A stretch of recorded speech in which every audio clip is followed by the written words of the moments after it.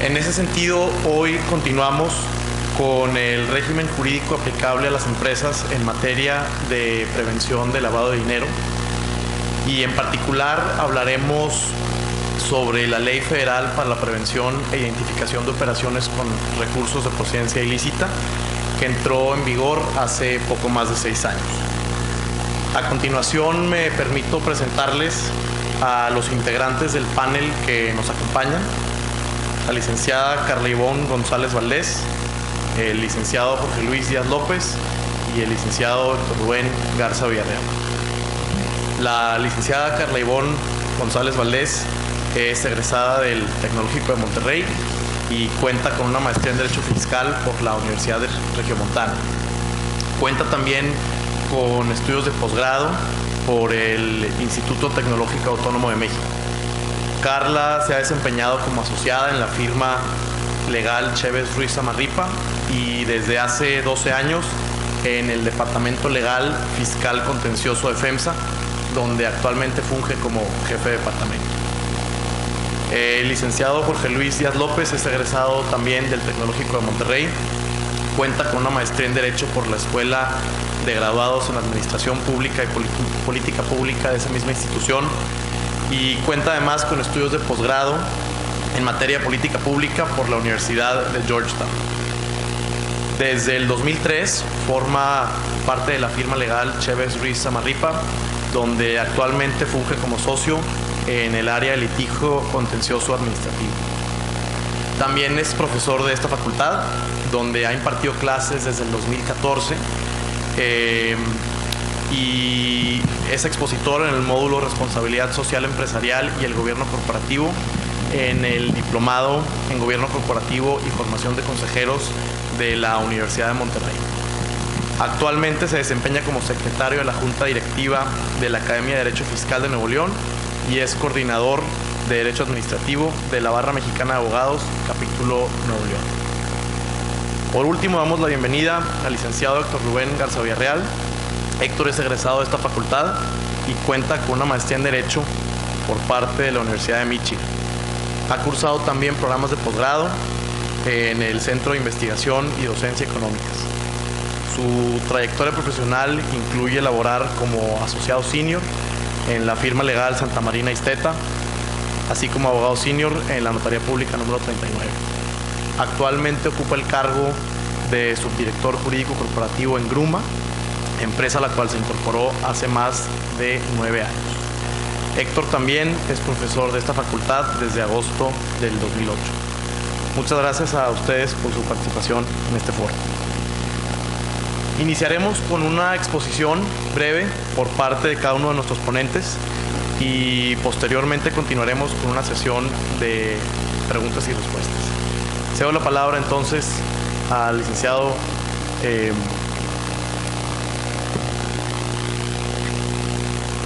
Jorge Luis, quien iniciará la presentación.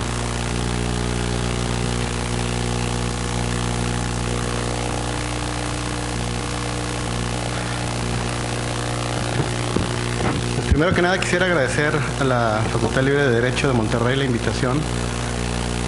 Es un honor estar aquí, ser maestro y poder participar en ese tipo de eventos es, repito, un honor. Héctor, como coordinador del evento, muchas gracias. A mis coexpositores, Carla, Bernardo como modulador, muchas gracias.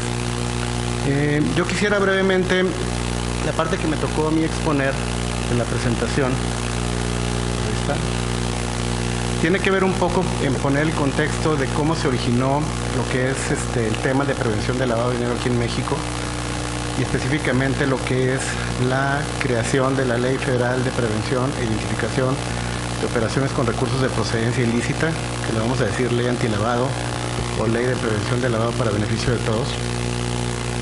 Y básicamente lo que pudiera comentarles en relación con la creación de esta ley es que se dio en torno a un contexto de violencia que en México derivaba principalmente del tema de la delincuencia organizada. A nivel mundial también existía o existe esta problemática, este entorno de violencia, pero en adición a lo que se da en México, en donde lo más fuerte es el tema de la delincuencia organizada, a nivel internacional existen también problemas de terrorismo. No que en México no los tengamos, pero digamos que no es tan agudo como en el resto del mundo y principalmente en los países desarrollados. Considerando esta circunstancia, fue que el G7, que es el grupo de los 7 países con las economías más fuertes en el mundo, creó lo que se conoce como el Grupo de Acción Financiera Internacional, o su acrónimo GAFI. GAFI es un organismo intergubernamental cuyo fin es establecer políticas para la prevención y el combate al blanqueo de capitales y al financiamiento del terrorismo. México en específico forma parte, este organismo se creó en el 87. México se incorporó a GAFI a partir del año 2000.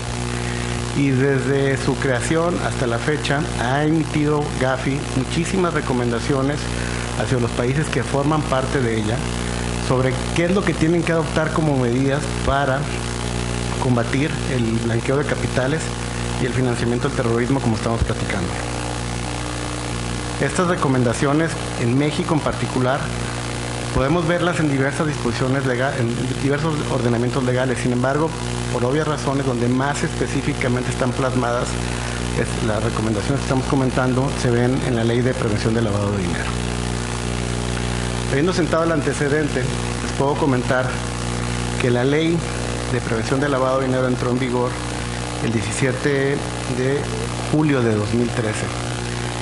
Me encantaría poder decirles que es una ley con alto contenido, una alta técnica legislativa, una ley impecable, que es una ley muy bien redactada, pero la verdad es que no lo es.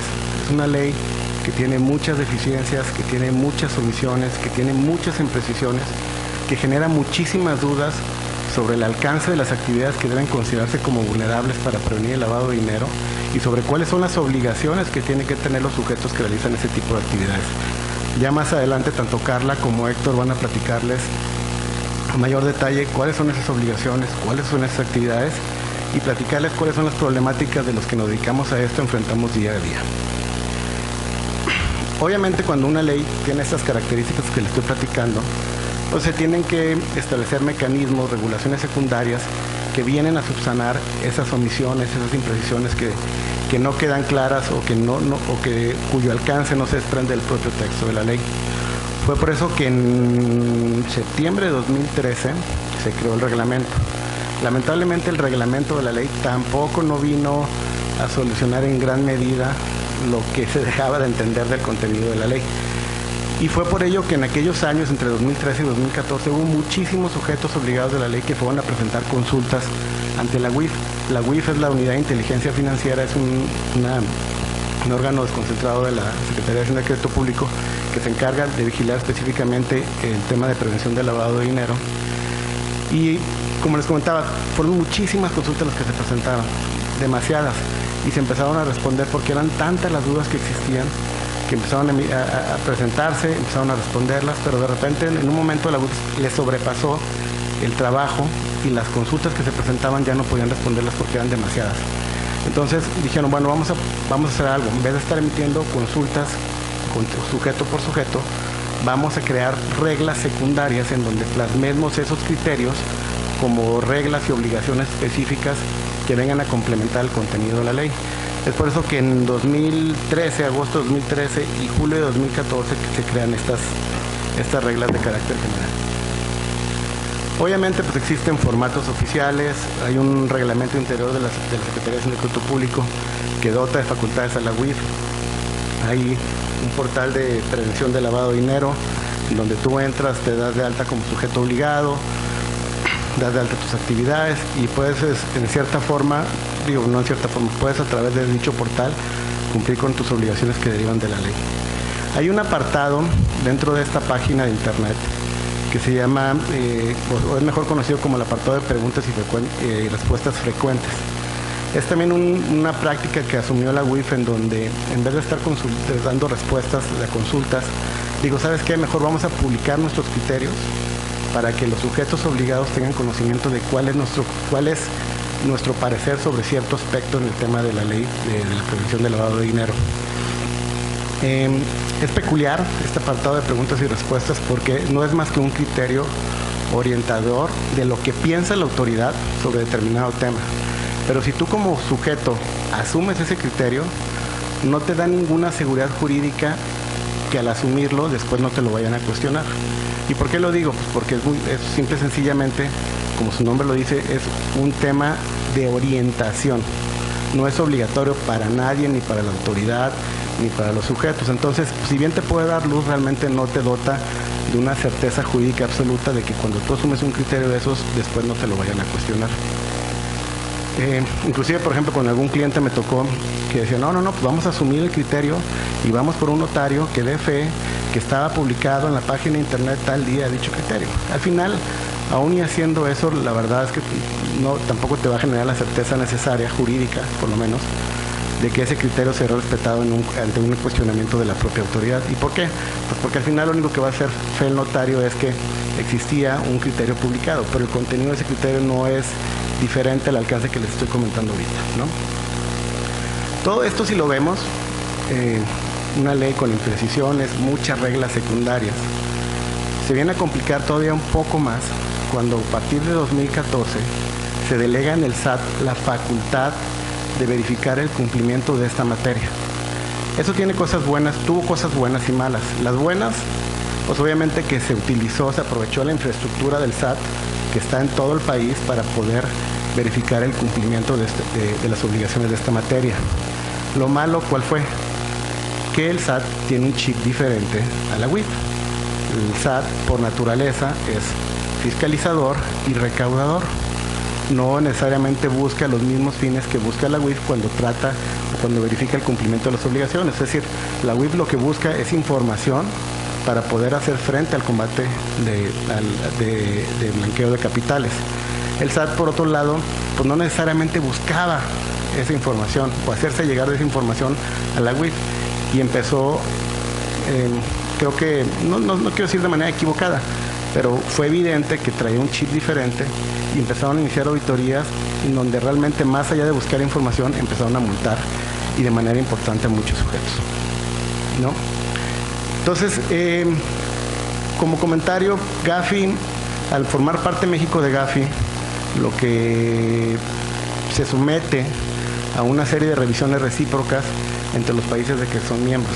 Es decir, funcionarios de otros países vienen aquí a revisar a México cómo está cumpliendo en temas de prevención de lavado de dinero y a su vez México puede ir con sus funcionarios a otros países a verificar este mismo tema. En México se han practicado 4 revisiones por parte de países miembros de Gafi. La última fue en 2017. Les platico cómo nos fue, muy breve. Buen sistema, es decir, aunque la ley tiene algunas lagunas, decían, oye, pues al final, con toda la reglamentación secundaria, se cubre muy bien lo que se debe cumplir. Las autoridades tienen armas, tienen dientes, por si no se les atiende en sus requerimientos, pueden sancionar de forma importante si no se cumplen. El problema que se detectó, digamos, fue un muy buen cumplimiento normativo, pero en la práctica el cumplimiento era muy pobre. Había muy poca conciencia de los profesionistas, dígase abogados o contadores, que estaban al tanto de la importancia de este tema. Solamente existían 64,000 sujetos inscritos en el registro de actividades vulnerables. Para un país de 100 millones es bajísimo. De esos 64,000 sujetos, solamente el 0.2% habían sido auditados. Y a ninguno se le había iniciado en un procedimiento penal. Entonces, fue muy fuerte la llamada de atención hacia México en cuanto al tema del cumplimiento, más allá de tener un buen marco normativo, ¿no? Entonces, justamente derivado de estas recomendaciones es que este año se inició o se estableció en la Ley de Ingresos de la Federación un programa de autorregularización, donde, como su nombre lo indica, te permitían como sujeto regularizarte con el beneficio de no ser sancionado. ¿Cuál fue el problema? El resultado fue muy poca gente se inscribió. ¿Por qué muy poca gente se inscribió? Porque no era tan atractivo inscribirte. ¿Por qué? Porque tenías que hacer una confesión expresa de todo lo que habías fallado y te cubría un programa que, conforme estaban establecidas las propias reglas, te lo podían quitar por cualquier motivo, causa o circunstancia que a criterio de la autoridad lo meritaba. Entonces no muchos sujetos se animaron a entrar al programa, porque sabían que podían quedar expuestos. Entonces, de este programa que yo asumo esperaban millones de sujetos que se inscribieran, solamente se acabaron inscribiendo 9,000. Eso también, esta revisión dio lugar a una propuesta de reforma que está hoy en el Senado, pendiente de discutirse en Senado, posteriormente en diputados, y que eventualmente se promulgue por parte del Ejecutivo, en donde si nos da tiempo más adelante vamos a platicar, vamos a abundar qué son los aspectos que están considerando en esa reforma. Así pues, se me fue. Ya se acabó, gracias.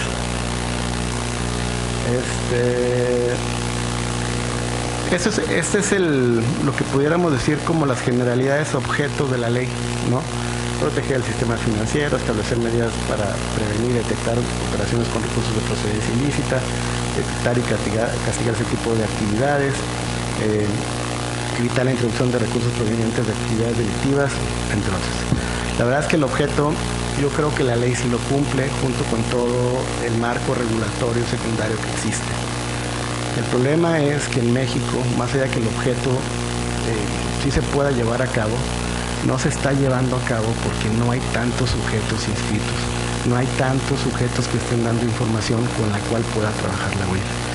Muchos clientes, empresas, funcionarios de empresas con los que platico, me dicen, es que ¿para qué quieren que les dé papeles si es un papelero y nunca lo van a revisar?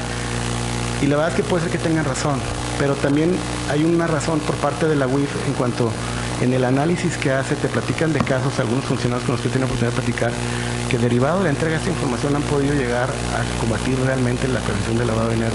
Entonces creo que es un tema en donde tenemos que generar una conciencia de que eso lo tenemos que cumplir, no por el miedo de ser sancionados, sino realmente por las implicaciones que trae como país el no prevenir ese tipo de actividades de blanqueo de capitales. Y finalmente, por lo que parte a mi presentación, les quisiera un poco como introducción hacer la separación de lo que es el sector financiero y sector no financiero. Sector financiero, dígase bancos, casas de bolsa, SOFOMES, esas no forman parte de esta ley y no son objeto de esta ley, no están reguladas por esta ley.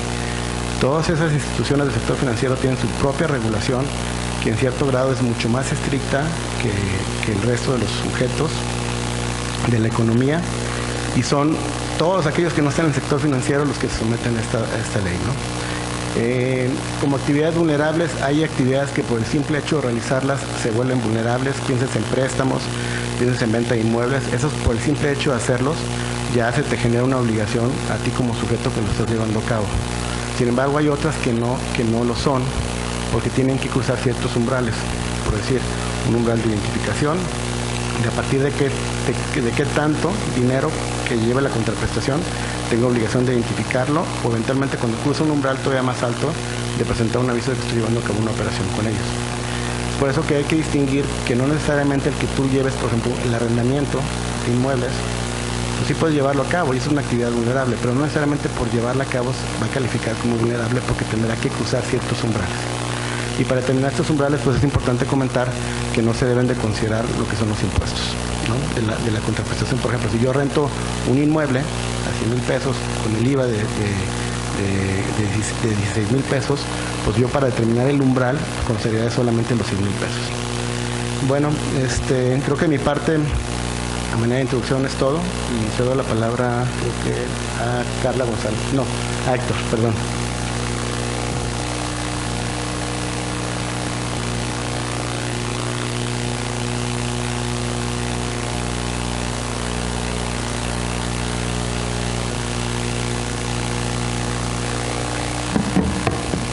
¿Qué tal? Buenas noches. Muchas gracias, Jorge, por la introducción al tema. Creo que estuvo bastante completa. Gracias a mis copanelistas, a Carla, a Bernardo, por su apoyo para la organización de este evento. Muchas gracias a todos ustedes por honrarnos con su presencia.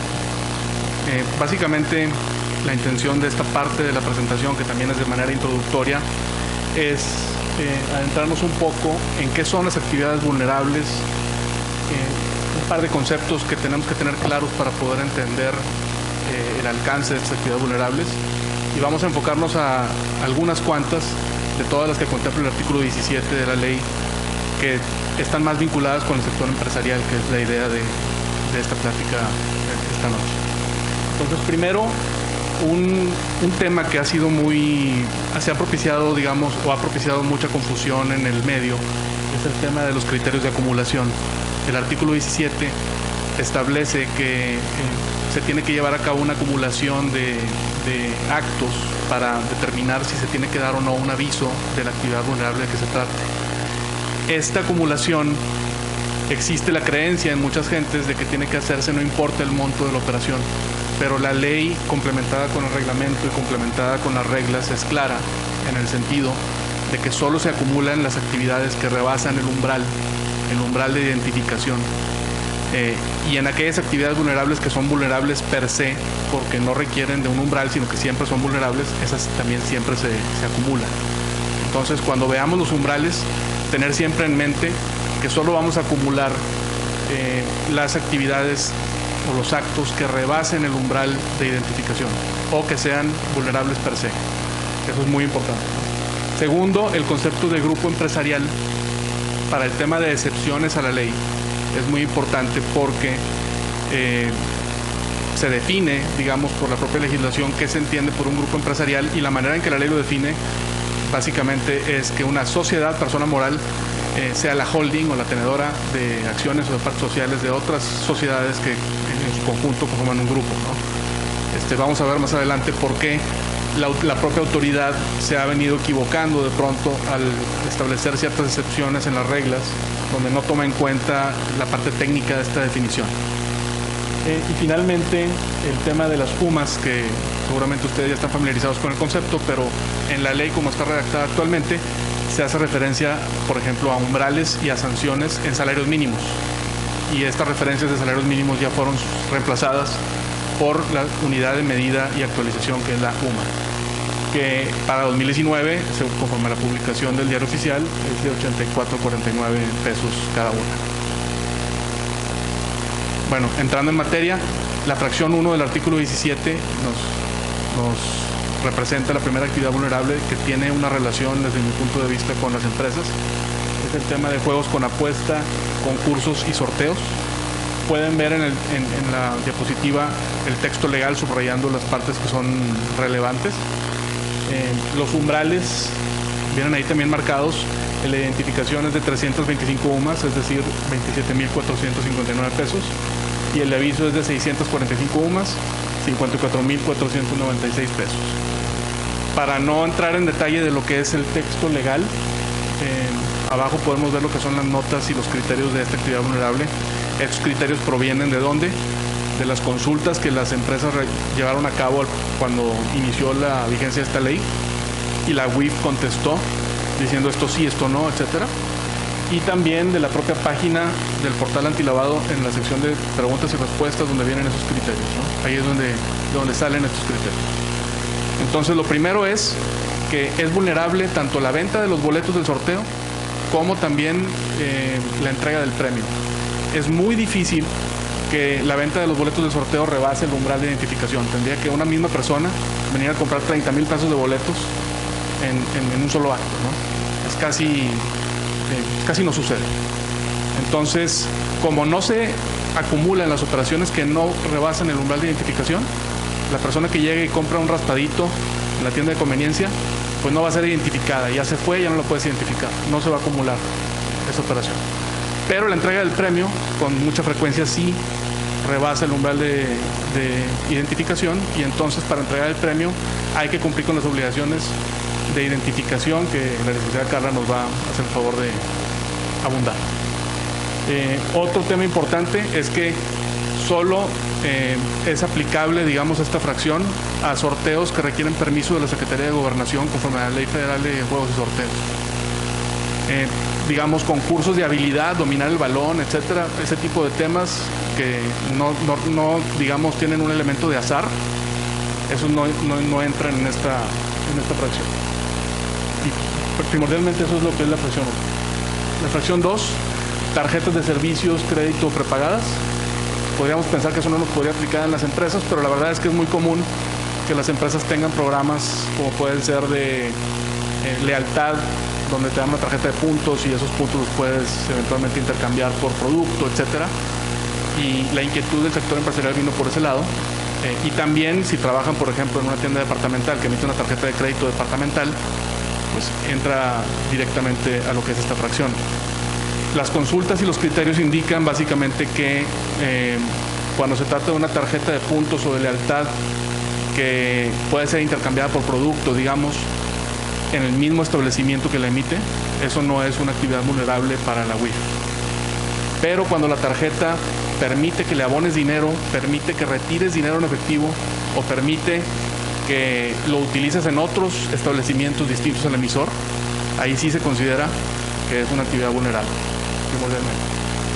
Otra cosa es que si es una tarjeta de crédito o una tarjeta de servicios, no emitida por el sector financiero, digamos una tarjeta departamental, existe una obligación para el emisor de estar monitoreando el gasto mensual de tarjetaviente para que si rebasa el umbral que está identificado aquí, tenga que entonces llevar una identificación del cliente y eventualmente un aviso.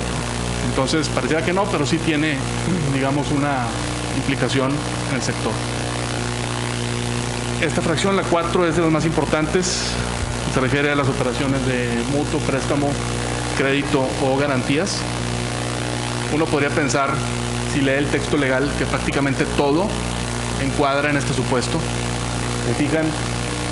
El ofrecimiento habitual o profesional de operaciones de mutuo o de garantía o otorgamiento de préstamos o crédito. La primera pregunta es ¿qué es habitual y qué es profesional? Cuando se hicieron las consultas por el sector empresarial de la UIF no se quiso pronunciar al respecto. Ellos digamos que quieren tener la flexibilidad de poder interpretar esto caso por caso.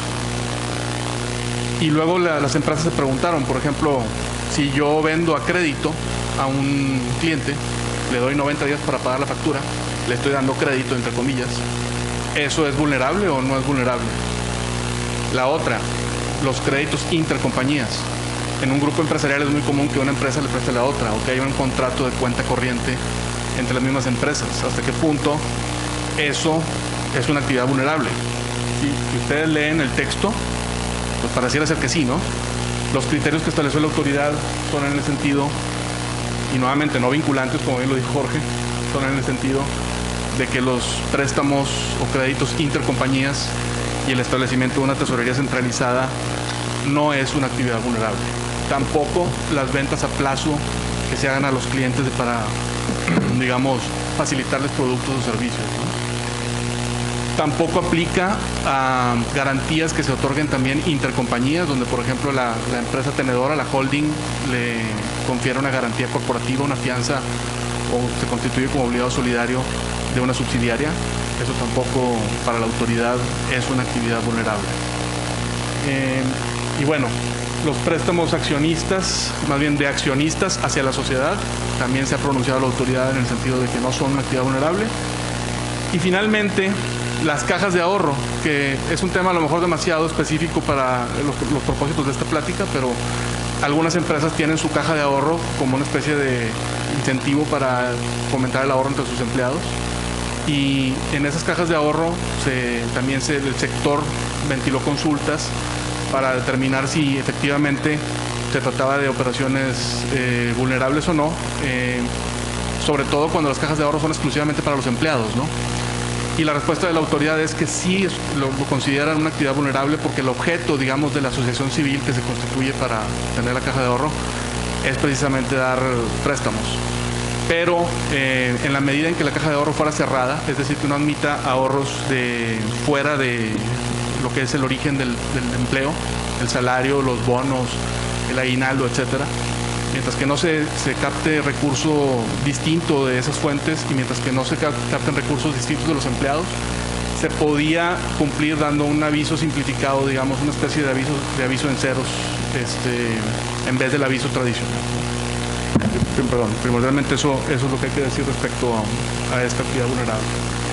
Esta otra de construcción, desarrollo o intermediación, servicios de construcción, desarrollo o intermediación, es algo compleja también, le ha preocupado al sector y básicamente, si ustedes leen el texto, se refiere a prestación de servicios que se hace también de manera habitual o profesional, lo que eso significa, ¿no? Donde básicamente se desarrollan inmuebles y en virtud de ese desarrollo posteriormente hay un ofrecimiento, digamos, al mercado de sus inmuebles en venta, ¿no? Entonces aquí la clave es que tienen que estar ligados de alguna forma los servicios de desarrollo o de construcción con la posterior venta de los inmuebles. Y esto es una de las actividades vulnerables per se, porque siempre se va a disparar las obligaciones de identificación que la licenciada Carla nos va a hacer favor de comentarnos. Y las notas o criterios relevantes son primordialmente que si el servicio no involucra la compraventa del inmueble, posteriormente no es vulnerable. También que si tú, por ejemplo, contratas un tercero para que ese tercero sea el que te desarrolle o te construya el inmueble para después tú venderlo, eso sí se considera vulnerable. ¿Para quién? Pues para el que preste el servicio, que es el tercero. Y esta fracción también comprende la intermediación en la compraventa de inmuebles, es decir, los corredores que se dedican a la intermediación para la compraventa de inmuebles en teoría deben darse de alta y cumplir con las obligaciones de esta ley y reportar las operaciones que rebasen los umbrales. La fracción 8 de vehículos realmente es poco lo que hay que comentar aquí, pero también en el sector hay confusión respecto a este tema. Esto va más dirigido a los lotes de autos, a las agencias de autos, etcétera. Pero si en la empresa, por ejemplo, tienes un programa de incentivo a los ejecutivos donde les das un vehículo y al final de cierto periodo les permites comprarlo, se los vendes, o tienes una flotilla de autos utilitarios o de camiones y luego la quieres reponer, quieres comprar, digamos, vehículos nuevos y esa flotilla sales a venderla y eso lo haces de manera recurrente cada X tiempo. Eso para la autoridad, conforme a los criterios, no es una actividad vulnerable. Tenemos el tema de los servicios profesionales. Yo creo que es la fracción que más dolor de cabeza ha causado. Es bastante compleja la lectura de lo que es el texto legal. También es una actividad vulnerable per se. Aquí no hay umbral de identificación. Y para no hacer muy largo el punto, lo importante aquí es que hay 5 tipos de operaciones donde si tú eres profesionista independiente tienes que tener cuidado para ver si no encuadras en el supuesto y tienes que llevar a cabo la identificación de tus clientes, ¿no? Entre ellas está la compraventa de inmuebles, la, digamos, constitución, escisión, fusión, administración de personas morales, también la administración o manejo de recursos de terceros, etcétera. Si se fijan en el inicio de la fracción, habla, por ejemplo, de alguien que sin ser empleado, sin que medie relación laboral, prepara un contrato, digamos, o lleva a cabo la firma del contrato en nombre de representación del cliente. Pues, si tú eres un despacho y preparas un contrato tendiente a la compraventa de un inmueble para tu cliente, podrías estar cayendo en esta fracción. Esto, conforme a las consultas que se ventilaron, pues no aplica para servicios intercompañías, lo que son servicios entre filiales de un mismo grupo empresarial. Sí aplica para asesores legales que preparen los contratos, pero como personas morales. No aplica para los socios y asociados de los despachos en lo personal, pero sí para el despacho como persona moral. Y en cuanto al tema del outsourcing, hubo por ahí un criterio en el 2016 de la UIF, donde básicamente te dice que el contratista, digamos la persona que te proporciona el servicio de outsourcing, sí debe cumplir con esta fracción. Los servicios de fe pública trascienden un poco al objetivo de esta plática, que es más desde el sector empresarial, pero básicamente notarios, corredores y servidores públicos dotados de fe pública tienen que también cumplir con obligaciones de identificación, porque es una actividad per se, siempre, y con avisos al SAT, bueno, a Hacienda, básicamente según el caso, según la operación de que se trate. En esos casos, de la A a la G, básicamente son los mismos, ¿no? Compraventa de inmuebles, poderes irrevocables para actos de administración o de dominio, la constitución o variación de capital de empresas o sociedades, la constitución o modificación de fideicomisos que tengan que ver con inmuebles, el otorgamiento de préstamos, y bueno, los notarios tienen la facilidad de que al presentar su declaración al fisco de la operación que ya estaban obligados a presentar por declaranot, ya están cumpliendo de alguna forma con esta obligación, y que sus apéndices del protocolo sirven como expediente de identificación de sus clientes. Eso es algo importante para considerar por los notarios. La recepción de donativos básicamente se constriñe nada más a las personas sin fines de lucro. Por alguna razón no aplica a sociedades mercantiles. Y básicamente lo vulnerable no es dar el donativo, sino recibir el donativo. Y esto no aplica en los temas del redondeo. El que hace un redondeo básicamente es un mero intermediario. no digamos, lleva a su contabilidad el donativo, ¿no? Sino que simplemente es un pass-through para el verdadero beneficiario del donativo. Y finalmente el tema del arrendamiento. Aquí también hay cierta confusión en el sector respecto a quién le aplica. Esto le aplica a los arrendadores, dueños de inmuebles que rentan sus inmuebles, o a los nuevos propietarios, digamos, que constituyen un usufructo en favor de alguien más. Aquí sí hay un umbral de identificación y básicamente el tema aquí que más confusión genera es el tema de la acumulación. Si, digamos, tú rentas un inmueble pero la renta está por debajo, la renta mensual de las 1.605 UMAS, en realidad eso no dispara ninguna obligación y no tiene que acumularse. Estas son otras actividades vulnerables que están contempladas en la ley. Como pueden ver, son bastante más, pero no están, desde mi punto de vista, vinculadas al sector empresarial como las otras sí lo están. Y bueno, perdón. Ahí termina la parte de mi exposición. Muchas gracias.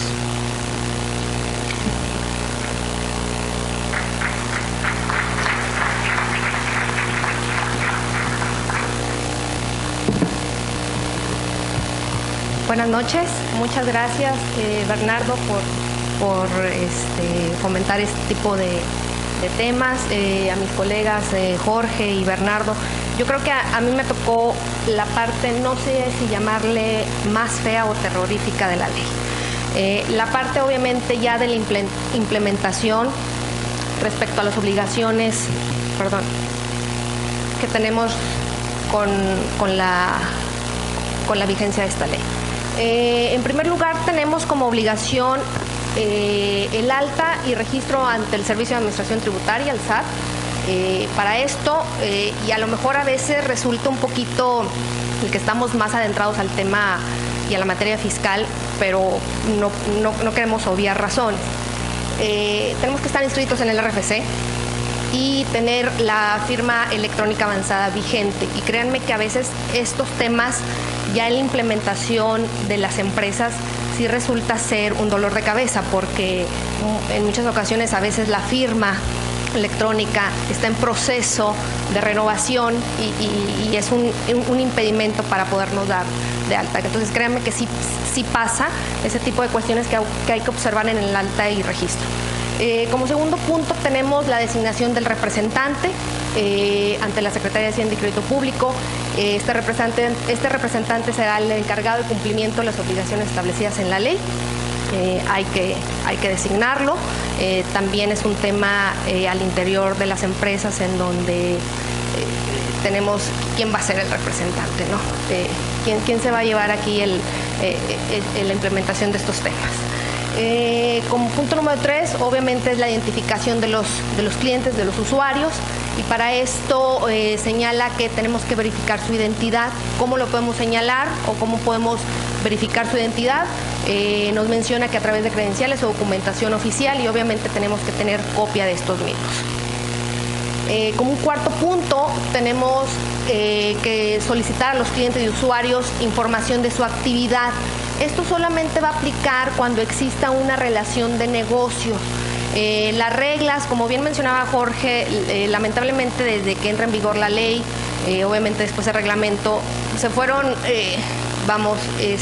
definiendo términos que no vienen ni en la ley ni en el reglamento. Entonces, en estas dichosas reglas generales se establecen algunas definiciones que consideramos importantes ya en la implementación. Una de ellas es efectivamente este punto, que se considera como relación de negocios. En la regla se señala que es cuando llevas a cabo algo formal y cotidiano, es cuando se debe entender que hay una relación de negocios. Y en este punto, respecto a solicitar a los clientes y usuarios su actividad, ¿cómo lo podemos hacer? Señalan que a través mediante avisos de inscripción y actualización en el Registro Federal de Contribuyentes. Un quinto punto, tenemos como obligación solicitar a estos clientes y usuarios si tienen conocimiento del dueño beneficiario o dueño o beneficiario controlador. En dado caso que sí se tenga conocimiento, habría que solicitar que se exhiba la documentación oficial para poder identificarlo, pero no hay que quedarnos hasta ahí, sino también el hecho de que no se tenga, hay que señalar que efectivamente no se tenga un beneficio o un conocimiento de que exista un beneficiario o dueño beneficiario o beneficiario controlador. Seguimos con las obligaciones. Dentro de las obligaciones también tenemos la documentación que habría que señalar a través de manuales de procedimiento. Yo creo que a lo mejor ahorita en las preguntas que podamos compartir con ustedes, al menos a mí en la parte que me toca al interior del grupo, esta parte sí la hemos definido a través de manuales de cumplimiento y definitivamente ante una verificación por parte de la autoridad, créanme que esto es un punto de revisión. Entonces, al interior de la empresa hemos señalado estos manuales de procedimientos en donde efectivamente se da cuál es el objeto, cuál es el alcance, se adjuntan todos los anexos de la forma para cumplir. Incluso llegamos a señalar en el manual ya muy específico de la empresa que represento en FEMSA, señalar realmente cuál es el perfil que debe de llevar el oficial de cumplimiento y otras cuestiones que se señalan ahí en el manual. Es un manual al menos al interior de la empresa que es de manera obligatoria, ¿no? Y de manera de implementación en general en todas las unidades de negocio del grupo.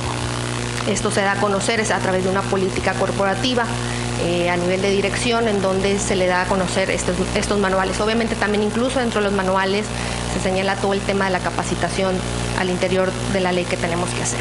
Entonces realmente a lo mejor este punto debiera haber sido al final, pero este manual recopila todas las obligaciones que al final del día establece la ley. Obviamente lo tenemos en un manual de manera más sintetizada, de manera que se entienda mejor, porque obviamente a lo mejor si le decimos al oficial de cumplimiento, mira, aquí está la ley, el reglamento y las reglas, tú chécalo y nada más hay que cumplir con esto.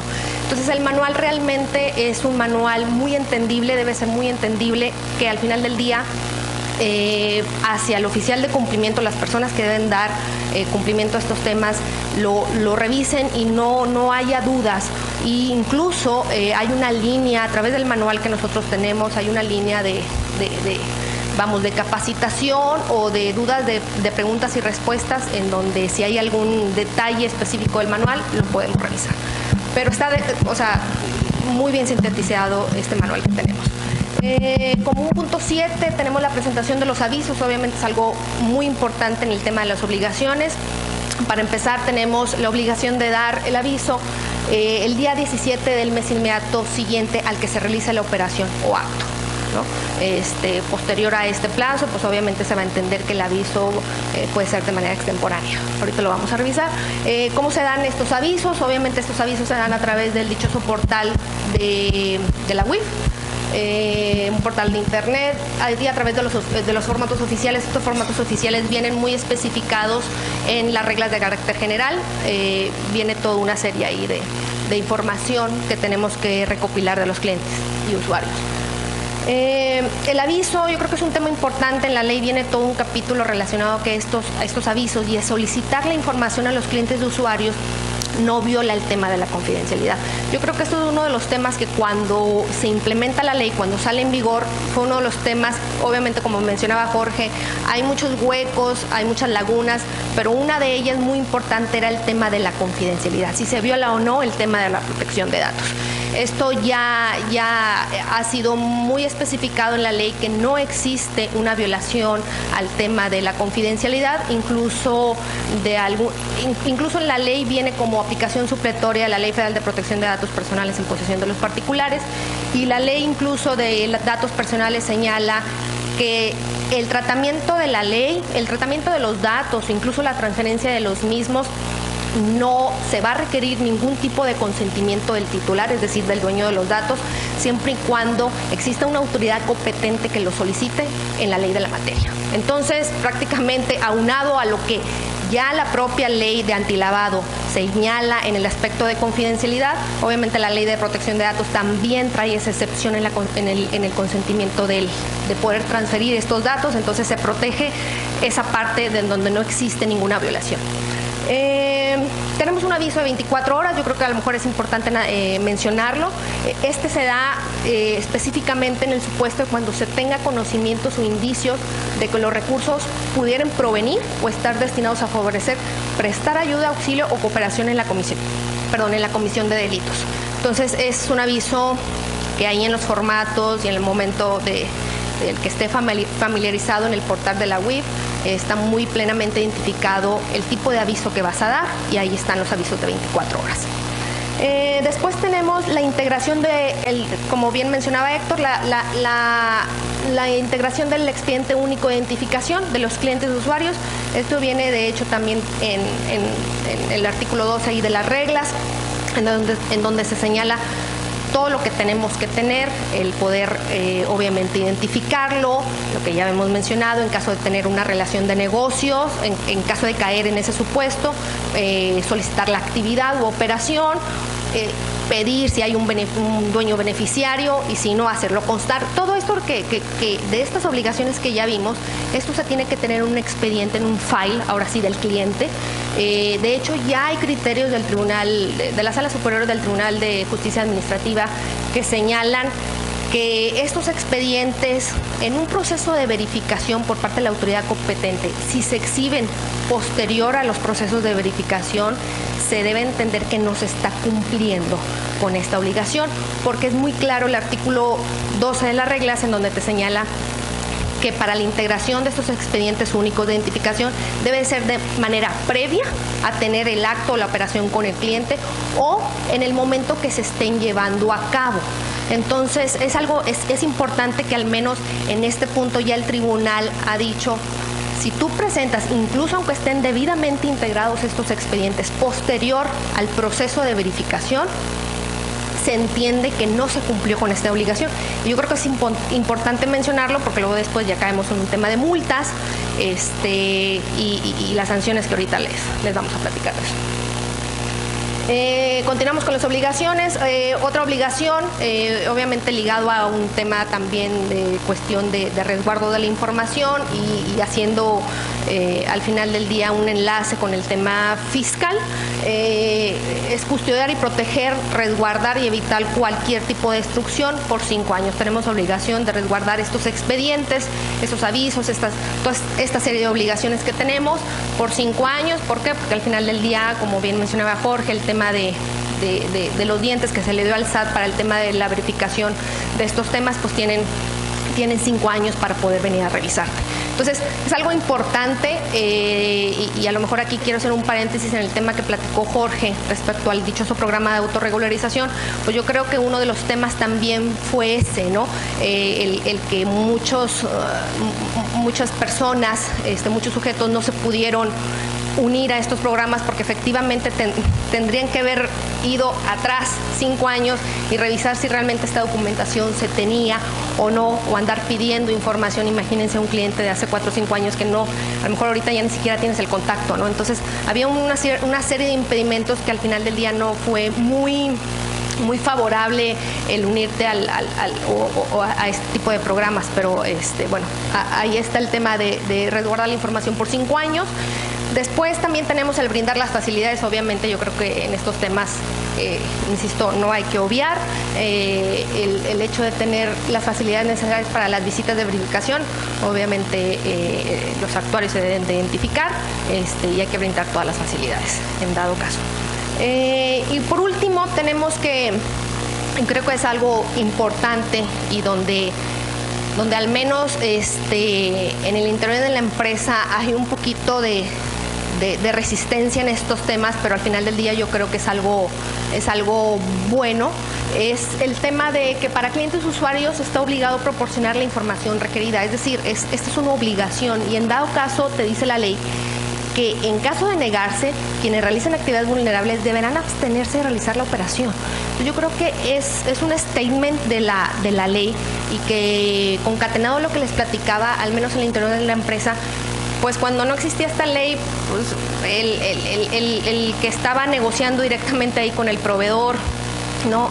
Algún tema ya en la parte operativa, pues al no existir esto, pues no importaba y al final del día se hacía la relación comercial.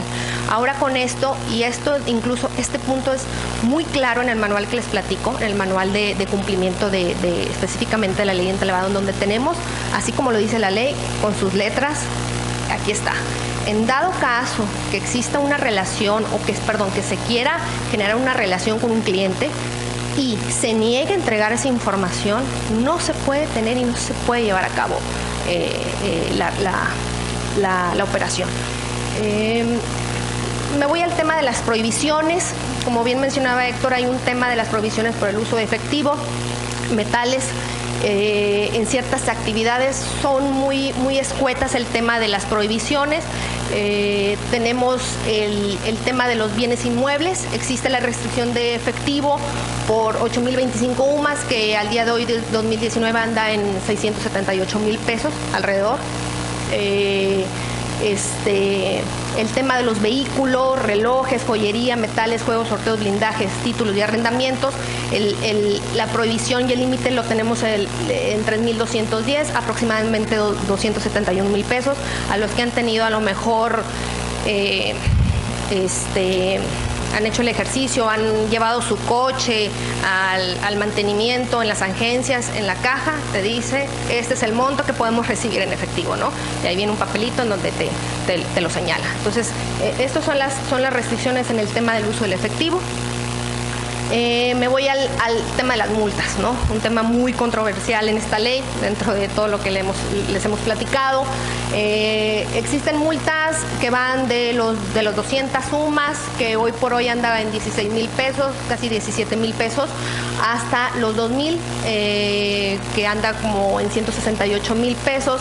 En estos casos, abstenerse de cumplir con los requerimientos de la Secretaría, incumplir con las obligaciones de ley, todo lo que ahorita les platicamos, los 11 puntos y que nosotros tenemos en el manual interno de cumplimiento, incumplir con la presentación de avisos en tiempo y sin reunir los requisitos. Si se dan algunas de estas circunstancias, esa es el parámetro de la imposición de las multas. Existen otras, el otro punto de las multas van de 2,000 hasta 10,000 UMAS. Este es específicamente para el tema de fedatarios públicos, en cuestión de algún incumplimiento de las obligaciones del artículo 33. El tema de notarios y fedatarios es muy sui generis. La ley contempla artículos muy específicos para ellos y tan es así, que tan específicos, que la multa va relacionada directamente a las actividades que realizan. Finalmente tenemos, pues ahora sí que la multa que todo el mundo nos tiemblan ahí las piernas, es a partir de los 10,000 UMAS hasta las 65,000 UMAS, es decir, de los 800,000 pesos aproximadamente hasta los 5,5 millones de pesos. Esto se da, o el 10%, del 10 al 100% del valor o acto de operación, el que resulte mayor. Esto se va a dar siempre y cuando existan incumplimientos o en los siguientes supuestos: participar en actos o operaciones prohibidos, ahorita lo que les platicaba, en el uso de efectivo y metales. Estas son las multas en el caso de las restricciones del uso del efectivo.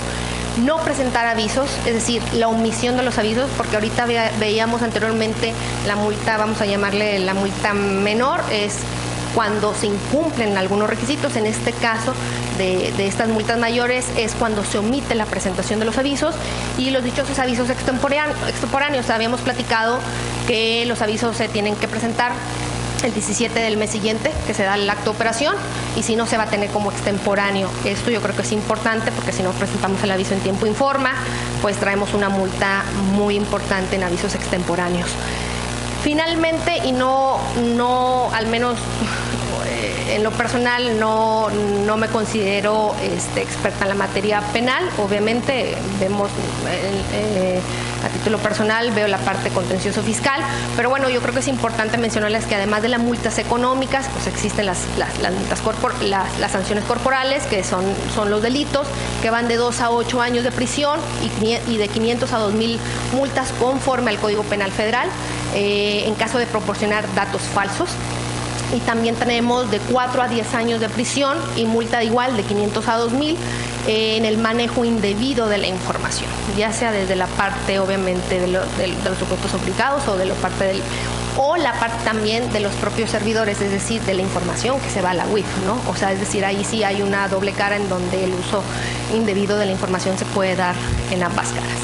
Y finalmente, y yo creo que a lo mejor Héctor no me dejará mentir en este tema, y lo hemos platicado al interior de la empresa, todos estos temas regulatorios me refiero que de un momento reciente a la fecha, como temas de lavado de dinero, temas de anticorrupción, el nuevo tema dichoso de la ley de responsabilidad penal en las personas morales, el tema ambiental, los temas de protección de datos, todos estos temas regulatorios al final del día siempre lo hemos platicado en los comités de autoría que vemos estos temas, sus riesgos y sus impactos.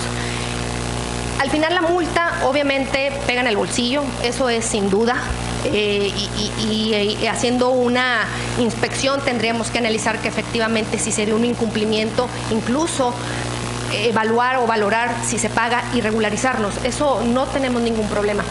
O si sentimos que es ilegal, pues obviamente interponer los medios de defensa correspondientes y llevarlo a juicio.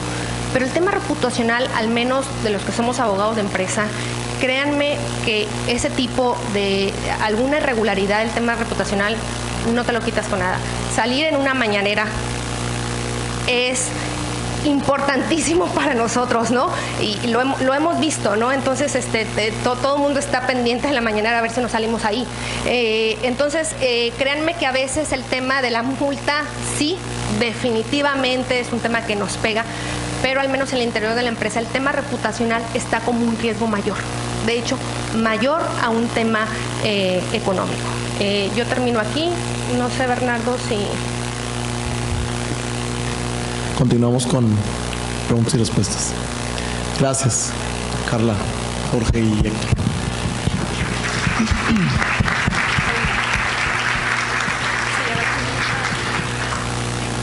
Vimos ahorita un poco acerca de los antecedentes de esta ley y del marco regulatorio en materia de prevención del lavado de dinero. Vimos un poco los supuestos, las actividades que caen bajo la definición de actividades vulnerables y las obligaciones que se detonan a raíz de la ejecución de esas operaciones. Pero ya en la práctica, y esta pregunta va en particular dirigida tanto a Carla como a Héctor, ¿cuáles son los elementos o los aspectos más complejos del cumplimiento de esta ley? Y ¿serían o los considerarían aspectos generales a todas las empresas o propias a cada una dependiendo de su línea de negocio, de la industria en la que participa?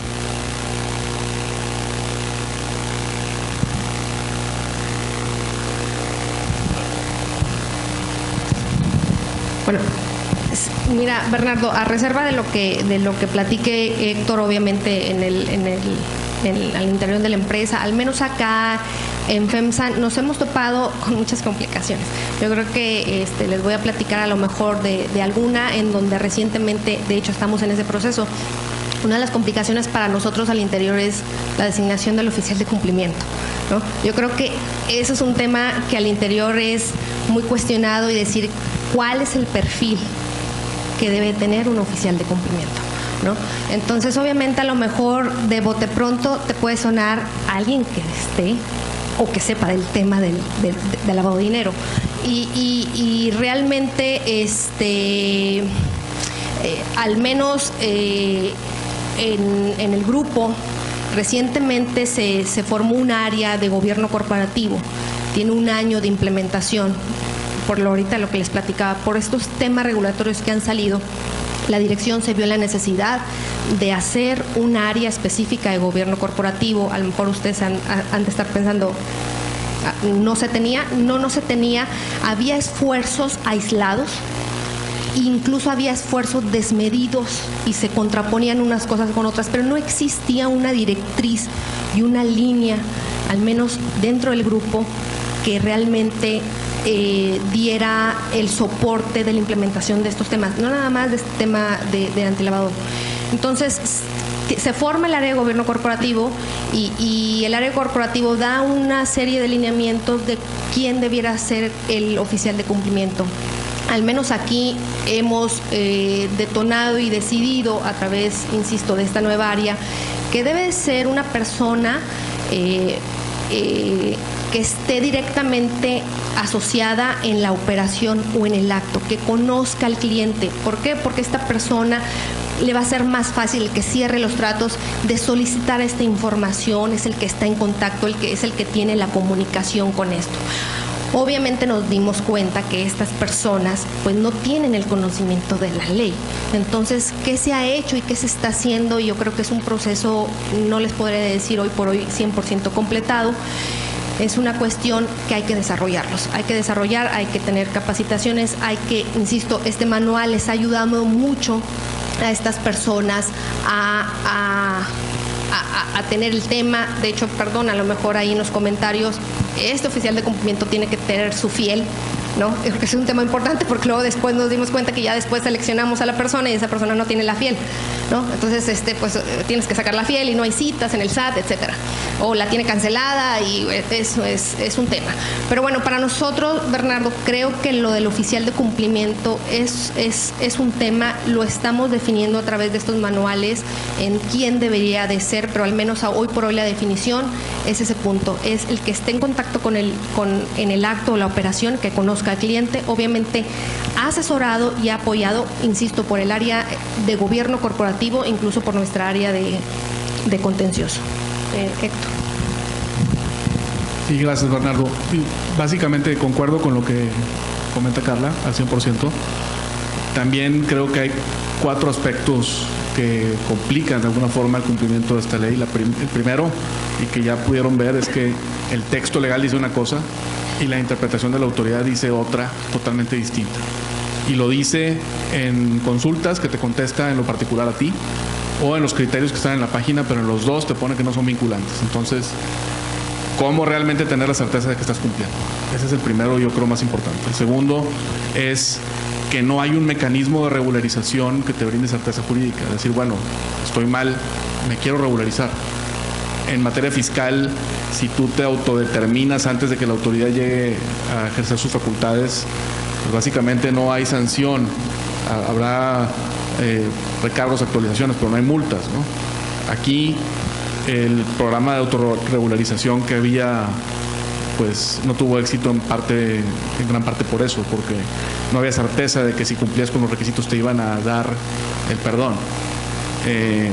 Y no existe realmente un mecanismo con el cual tú puedas contar para que si no has hecho nada puedas a partir de hoy hacerlo bien. Tercero es el tema, va mucho de la mano con lo que decías, Carla, de la capacitación, que a lo mejor en el jurídico o en el departamento de compliance se tiene muy claro qué es lo que hay que hacer con esta ley y qué es lo que hay que estar monitoreando, pero la gente que opera, si no conoce los recovecos de esta ley y qué es lo que tiene que estar monitoreando, pues vaya a hacer las operaciones y al final de cuentas ni se percató que cometió una infracción. Y las consecuencias son graves, ¿no? Las sanciones que se imponen son bastante altas, pueden llegar hasta los 6 millones de pesos por cada infracción, más la parte penal, más la parte reputacional. Primordialmente, eso es lo que yo agregaría.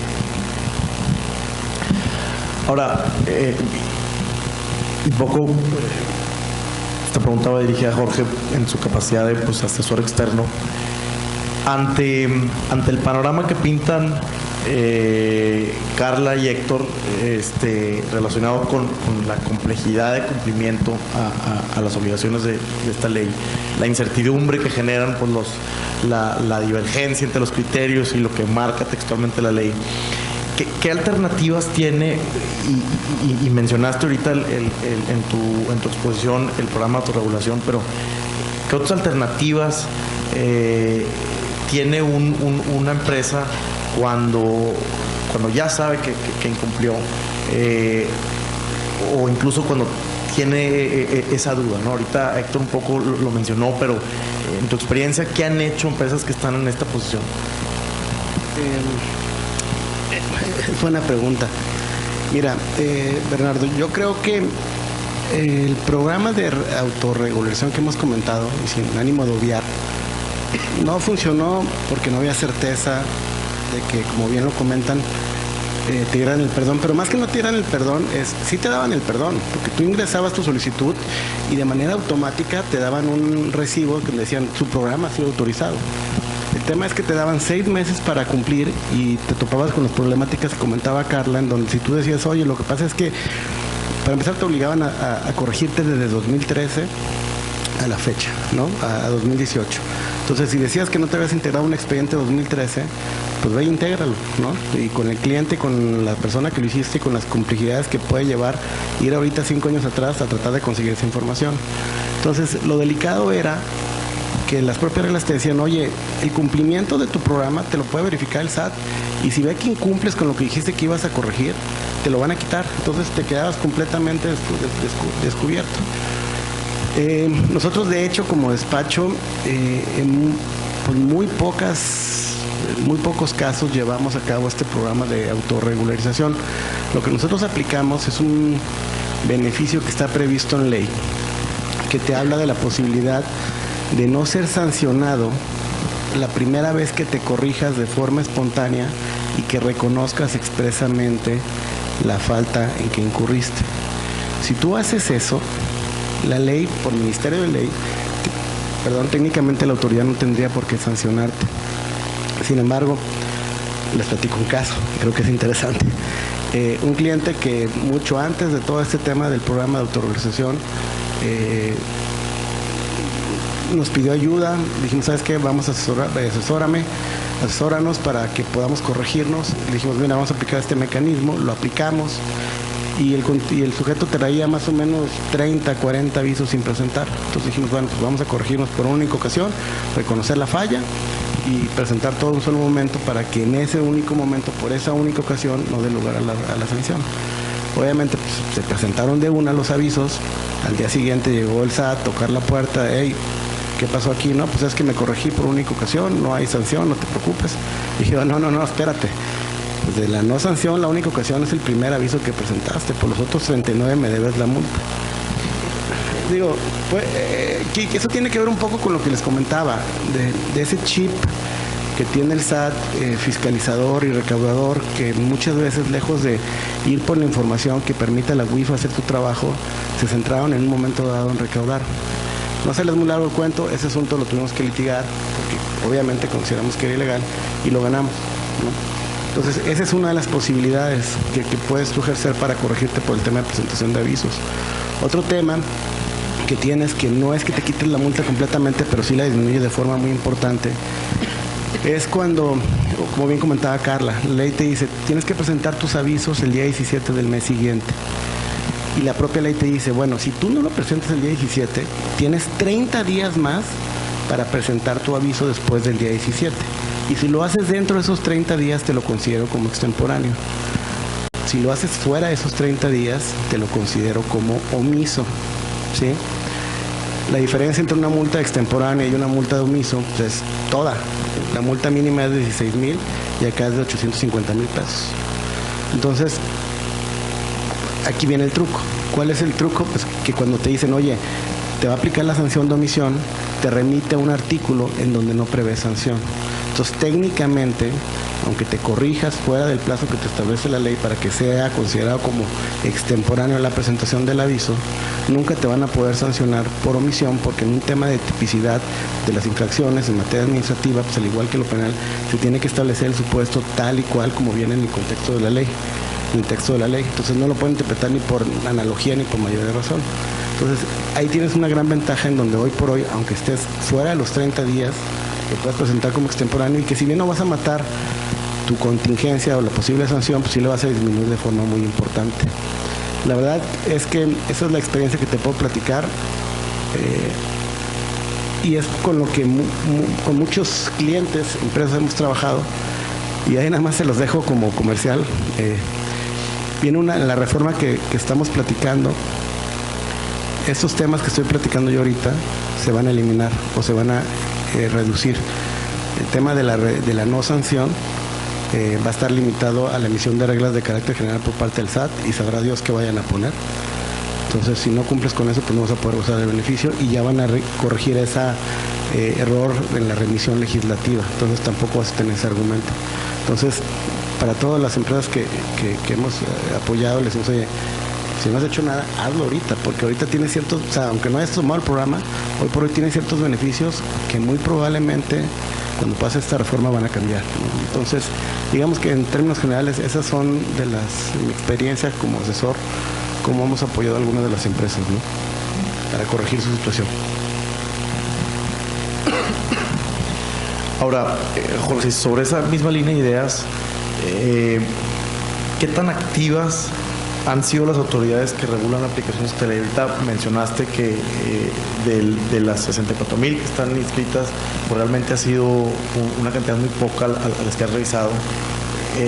Pero dentro de ese universo, vaya, ¿qué tan agresivas han sido en sus facultades de revisión y en qué consisten? O sea, ¿en qué consiste esta revisión, esta auditoría por parte de la autoridad? Sí.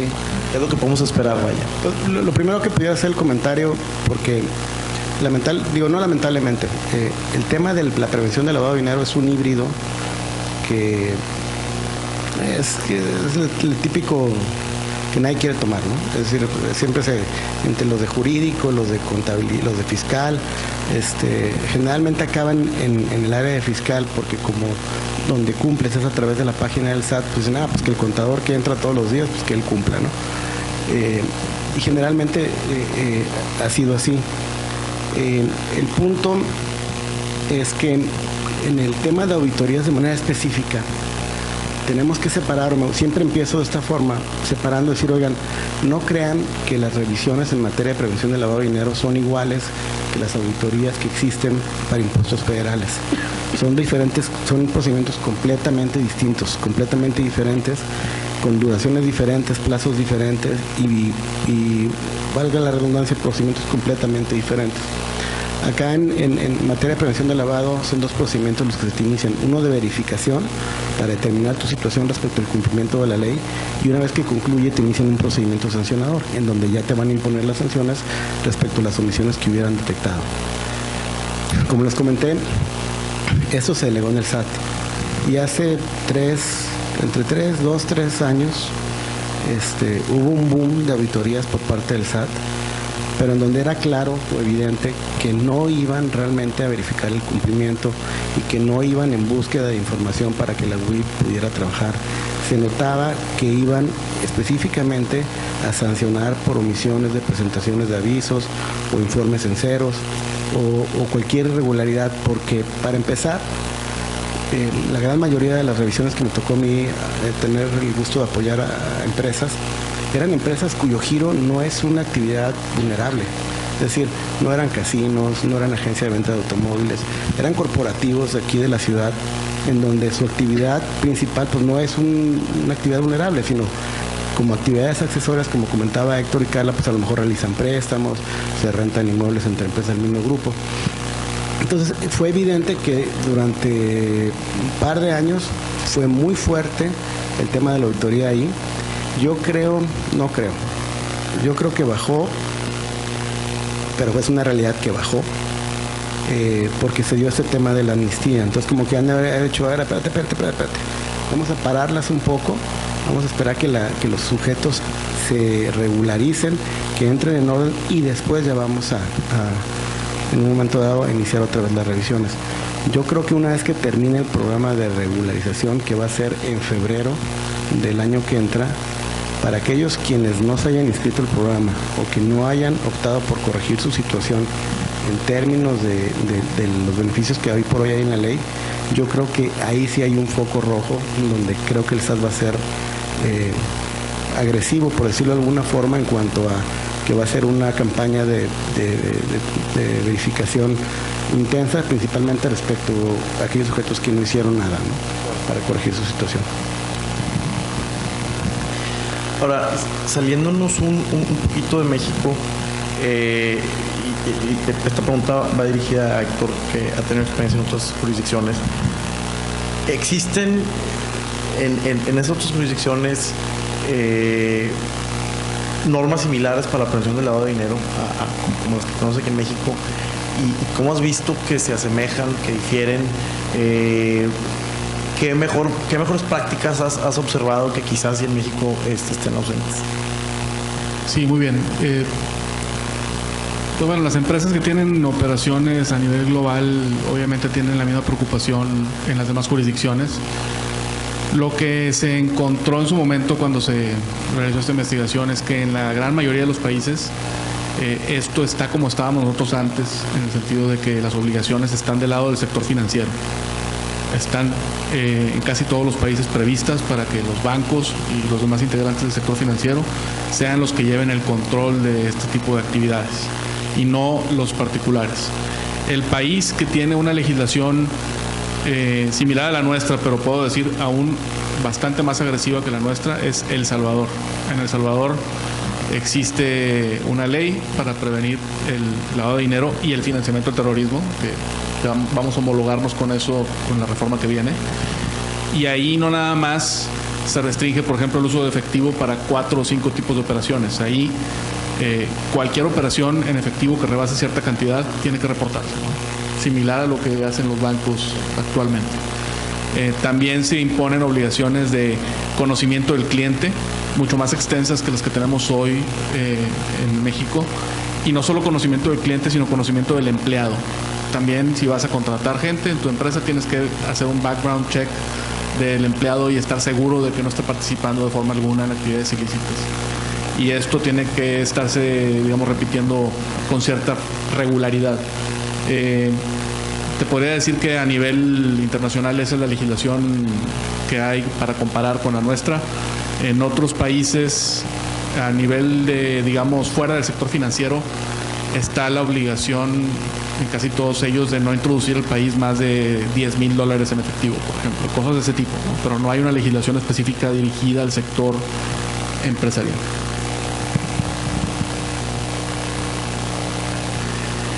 Bien, mencionaron los tres en su exposición huecos y deficiencias en la ley que pues en cierta medida habían sido corregidas por el reglamento y por las reglas. Sin embargo, consideran que aún existen huecos y deficiencias en la ley y cuáles serían como los más críticos que deberían corregirse. Y va dirigida a los tres. Bueno, si me permiten, uno de ellos es, por ejemplo, el tema del efectivo, ¿no? Si realmente nos preocupa el efectivo, ¿por qué? Y vaya, no quiero darle ideas a la autoridad, pero ¿por qué limitan nada más 4 tipos de operaciones en efectivo? Si llega un tipo con un portafolio lleno de dinero a comprarte tu producto y no estás encuadrado en esas excepciones, en esas restricciones del efectivo, no pasa nada, en teoría lo puedes aceptar. Entonces, ese por ejemplo es una. Otra, el tema de donativos. Sé que obviamente los donativos, por su naturaleza y el tema de deducibilidad, se hacen a través de personas sin fines de lucro, pero ¿qué me restringiría hacer un donativo a través de una sociedad mercantil si quiero lavar dinero? Y está exceptuado, ¿no? Temas de también inconsistencia entre los criterios y el texto legal, como ya los dijimos, que se prestan a que alguien que realmente se dedica a esto, pues lo litiga y lo gana, ¿no? Entonces, también eso abre la puerta enorme para que la efectividad de esta ley sea cuestionada. No sé si alguien quiere agregar algo más.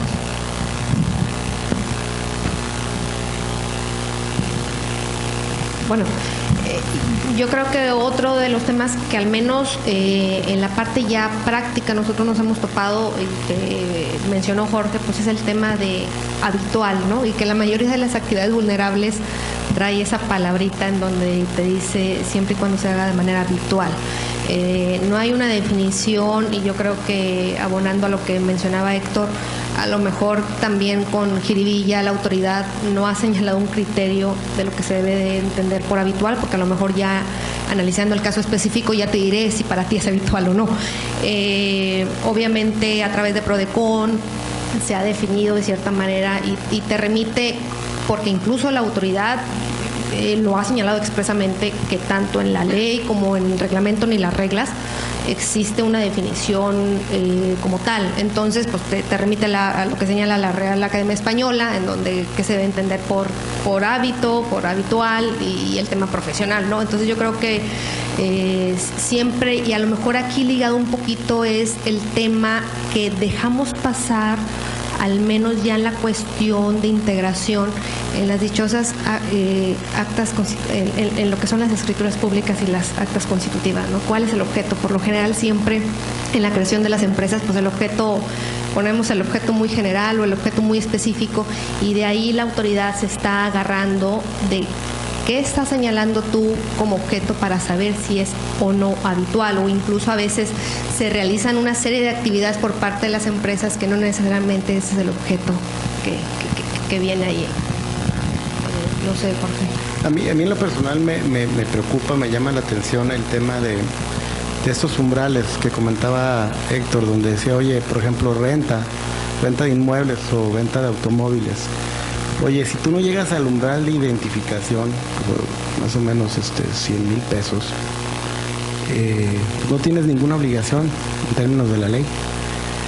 Y eso me preocupa porque pues, da al hormigueo, ¿no? Es decir, y me preocupa porque lo he visto con algunos clientes, por ejemplo, que tienen agencias de automóviles, como hay personas que leyeron la ley y se nota que la entienden perfectamente, y cómo van y cada día van y hacen compras y nunca superan los umbrales y siempre se están moviendo ahí en un limbo entre lo que dice la ley y lo que es la realidad del negocio, porque pues al final alguien me decía, lo que pasa es que también los vendedores pues les encanta atender a esta persona porque llega con efectivo, compra carro, les incrementa los números, pero no hay un cuidado en la ley que realmente pues, combata esto, porque se da y se da de manera cotidiana, porque si al final de cuentas ves tú todo lo que esta persona utilizó en efectivo o utilizó para comprar automóviles o está implementando para blanquear capitales,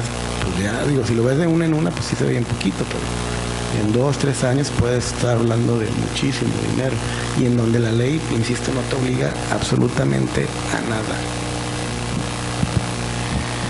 Bueno, tenemos un poco más de 5 minutos. Me gustaría abrir el foro a preguntas del público. Keila, acá hay una pregunta acá enfrente. 1 o 2 preguntas.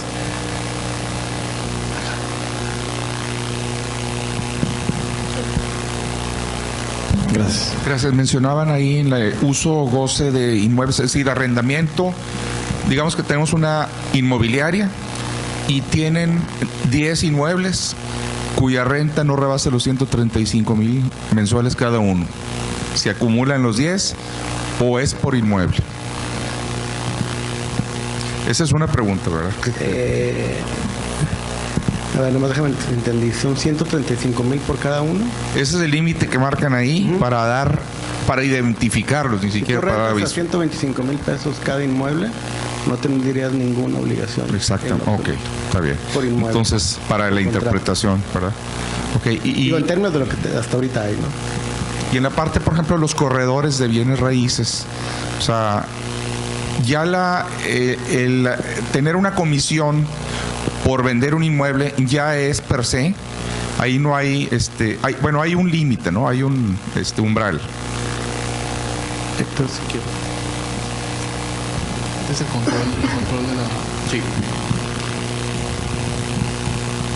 Pero sí, el tema es que en la medida en que se trate de una actividad per se, pues se tiene que acumular. Y si mal no recuerdo, regresar un poco. Parece que ya no se puede. Eleazar, ¿pudieras poner la presentación, por favor? Pero efectivamente, si es una actividad per se, pues no importa el monto de la operación, si te dedicas a eso y intervienes pues en una... Ahí está ahí.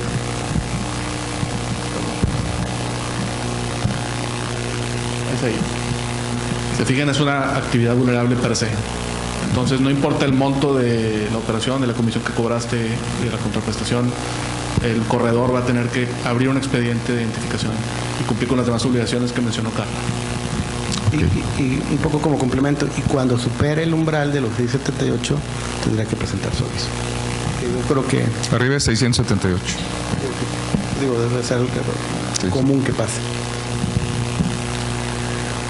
¿Alguna otra pregunta? Acá.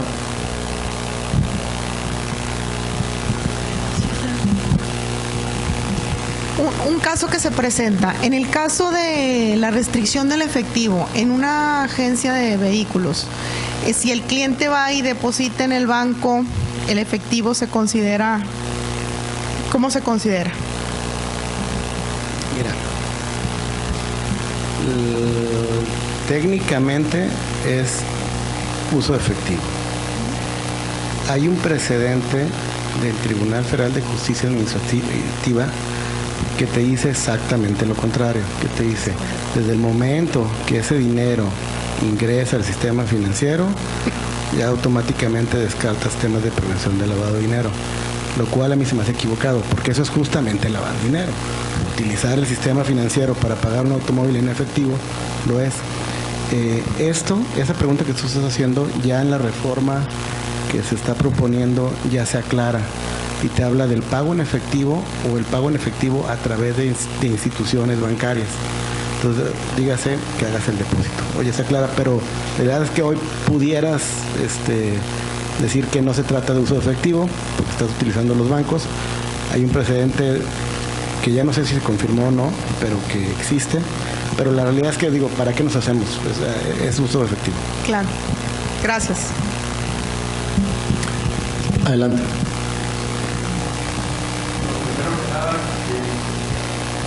Quisiera agradecerles por la brillante exposición y por la interesante tema. Tres preguntas que me interesan.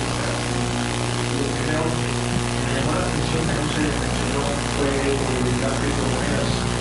Hoy en día, yo creo que de todo eso que mencionaba, yo creo que quizá la fracción más importante para el ahorro de dinero. ¿Por qué? Porque pues apenas se está considerando la regulación de esa materia. Y otro de los temas que me llamó la atención ahorita que hablaban de lagunas es el periodo de 6 meses que se establece por ahí en la legislación, cuando parece discordante con los periodos en materia fiscal, que casi todos son por ejercicio o por año.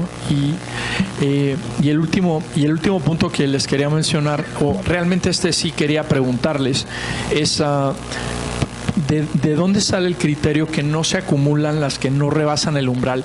Y les hago la pregunta porque tengo experiencia en operaciones bancarias en los Estados Unidos y allá sí se acumulan. Y no solo se acumulan las dice transaction or series of related transactions. Misma persona, mismo instrumento de pago, mismo destinatario, dentro de un mismo plazo, las detecta el banco y está obligado a reportarlo. Tan es así que tienes que llenar un formato de Hacienda, del IRS, que es el formulario 8300. Entonces, aquí pareciera que la misma ley está invitando al contribuyente a que la burle mediante no rebasar el umbral, y si no se rebasa, pues no se acumula, y entonces nunca caigo en el supuesto generador de la obligación. Entonces, sí me gustaría saber si fue una consulta a la UIF o si fue de la interpretación armónica con el reglamento, o en qué disposición sale que no se acumula, porque me parece contrario a toda lógica. Muchas gracias.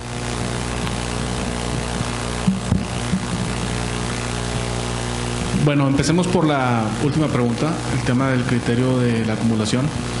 Si tú revisas la ley, el reglamento y las reglas, sí hay una mención expresa del tema. En la reforma, la mención expresa no está tan a la vista. En la reforma ya están corrigiendo el artículo y están diciendo expresamente, digamos de manera más visible, que no se acumula. O sea, no se genera ninguna, lo que dice la reforma es que no se genera ninguna obligación si el acto no rebasa el umbral de identificación. Y esto lo puedes corroborar si vas a la página, al portal antilavado, donde dice arriba LFPORPI, que es el acrónimo de la ley. Abres esa ventana y abajo viene la sección de preguntas y criterios frecuentes, que es lo que mencionaba Jorge. Y sobre el artículo 17, en general te hace la aclaración de que efectivamente no se acumula. Entonces, es un criterio oficial de la UIF, que si es deseable o no, yo creo que va mucho de la mano con lo que decía Jorge, en el sentido de que se presta a que le saques la vuelta, ¿no? Y el tema de las criptomonedas, efectivamente, digo, en el sector empresarial yo creo que no es tan común usarlas, pero el que comete la actividad vulnerable no es el usuario de la criptomoneda en sí, sino es el que en principio la ofrece. Y por aquí traigo la fracción, un segundo.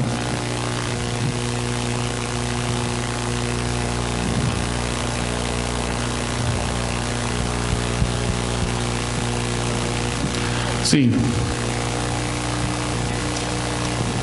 Sí, es el 17 y es la última fracción del 17.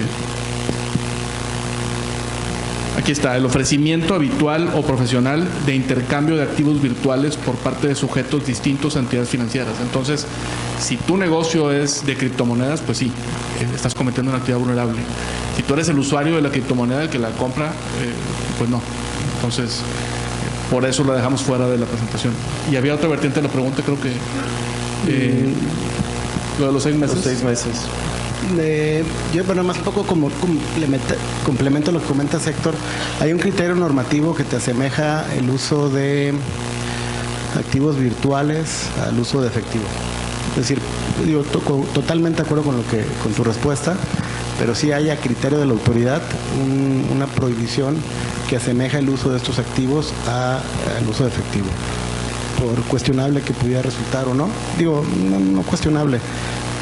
Cuestionable el hecho de que lo pongan en una pregunta y respuestas frecuentes. Deberían de regularlo, ya sea reglas, reglamento o en la propia ley. Si pudiera repetir, por favor, la pregunta de los 6 meses, ahí yo la verdad sinceramente me perdí un poco.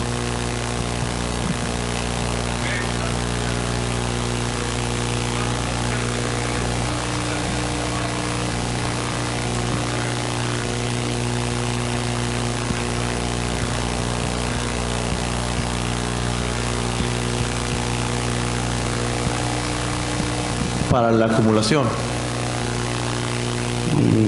Sí, lo que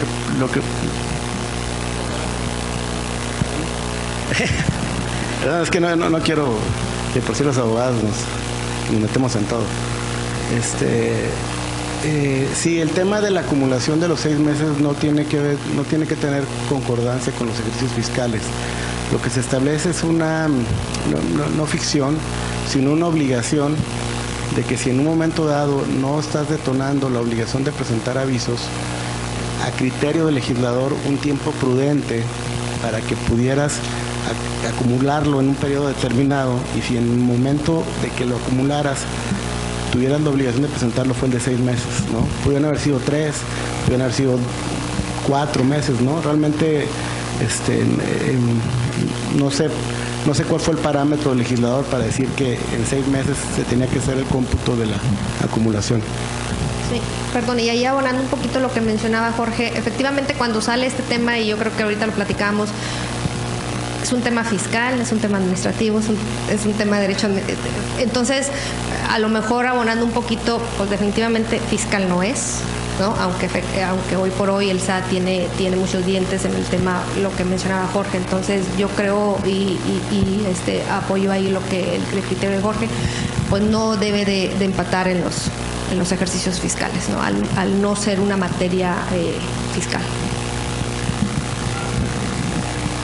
Pero a través, sí, el órgano desconcentrado de... Solo para finalizar, yo creo que lo importante es que esto de los 6 meses es para presentar el aviso. No deja de ser vulnerable si es per se o si rebasa el umbral. Entonces, eventualmente la autoridad se va a enterar. ¿Por qué 6 meses? Yo creo que les gustó el número, ¿no? Pero... Sí. No, y de hecho, hasta el mismo tema de la presentación de avisos, digo ya para cerrar, ha sido una queja de muchos de los clientes. Oye, lo que pasa es que ¿para qué tengo que darle al SAT un aviso de lo que estoy haciendo? Por ejemplo, si rento inmuebles de X valor, si ellos ya tienen el CFDI que ampara la operación y ampara el monto, ¿no? ¿Qué quieres que te diga, no? Les gusta llenarse de papeles a lo mejor. Bien, pues muchas gracias. Con esto damos por terminada nuestra segunda sesión de diálogos corporativos. Quiero agradecerles nuevamente en nombre de la facultad por su participación y entregarles un pequeño obsequio en reconocimiento, pues, de su presencia en el foro. A los demás los invito a que nos acompañen en nuestra próxima sesión, que se llevará a cabo el 29 de noviembre. En esa ocasión hablaremos acerca del marco regulatorio de las empresas en materia ambiental. Octubre, 29 de octubre. Y en esa ocasión estaremos hablando de marco regulatorio en materia ambiental. Sí, muy pronto daremos a conocer el nombre de los exponentes. Que tengan una excelente noche. Gracias.